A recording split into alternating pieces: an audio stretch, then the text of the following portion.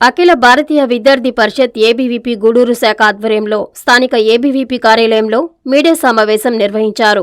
ఈ సందర్భంగా ఏబీవీపీ రాష్ట్ర నాయకులు చిన్నా మాట్లాడుతూ జూలై 28వ తేదీన రాష్ట్ర వ్యాప్తంగా జూనియర్ కళాశాలల బంద్ నిర్వహిస్తున్నామన్నారు.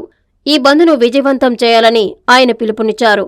విద్యారంగ సమస్యలు పరిష్కరించాలని, ప్రభుత్వ జూనియర్ కళాశాలలో మౌలిక సదుపాయాలు కల్పించాలని, అనుమతి లేకుండా ప్రభుత్వ నిబంధనలకు వ్యతిరేకంగా నిర్వహిస్తున్న జూనియర్ కళాశాలలపై చర్యలు తీసుకోవాలని డిమాండ్లపై రాష్ట్ర వ్యాప్తంగా జూలై 28వ తేదీన ఏబీవీపీ ఆధ్వర్యంలో బంద్ నిర్వహిస్తున్నామని తెలిపారు.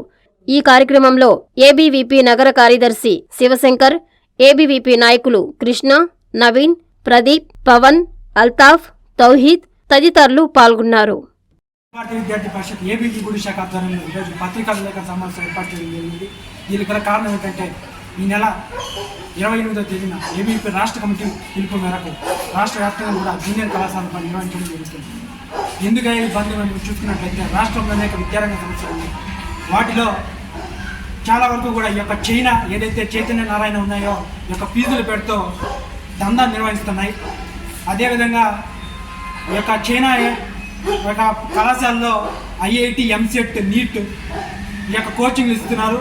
ఆ యొక్క కోచింగ్లు కూడా అనుభవజ్ఞులైన అధ్యాపకులచే చెప్పించలేకపోవడం దురదృష్టకరం.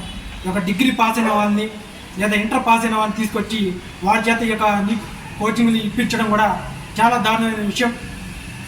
అలాగే రాష్ట్రంలో ఈ యొక్క నాడు నేడు కార్యక్రమాలు పనులు జరిగాయి. జూనియర్ కళాశాలకి సరైన వసతులు, మౌలిక వసతులు ఈ రోజు కూడా కల్పించలేనటువంటి స్థితిలో రాష్ట్ర ప్రభుత్వం ఉంది. మేము ఒకటే ప్రశ్నిస్తున్నాం, అయ్యా జగన్మోహన్ రెడ్డి గారు, మీరు పాదయాత్రలో అనేక హామీలు ఇచ్చారు. ఏదైతే ఈ యొక్క కార్పొరేట్ దందాను నేను అణచివేస్తానో, ఈ యొక్క మాఫియాను నేను తుడిచివేస్తానని దాన్ని విస్మరించి మీరు వాటికి దాసోహం అయిపోయారు. అదేవిధంగా మీరు విద్యా వ్యవస్థని నేను అభివృద్ధి చేస్తానని ఇంకొక హామీలు ఇచ్చారు. కానీ మీరు అధికారంలో రాగానే విద్యా వ్యవస్థని నాశనం చేసినటువంటి ఘనత ఈ యొక్క రాష్ట్ర ప్రభుత్వం. గత ప్రభుత్వం ఏదైతే ఉందో విద్యా వ్యవస్థకి ఏమీ చేయలేదు. మీ ప్రభుత్వం ఏదైతే ఉందో విద్యా వ్యవస్థను నాశనం చేసే పరిస్థితిని తీసుకొచ్చింది. కానీ మన రాష్ట్ర విద్యాశాఖ మంత్రి వారి యొక్క ప్రభుత్వ పథకాలకి, ప్రచారాలకు పెట్టే శ్రద్ధ మన యొక్క ప్రభుత్వ పాఠశాలలో సమస్యలు పెడితే సగం సమస్యల పరిష్కారం అవుతాయి.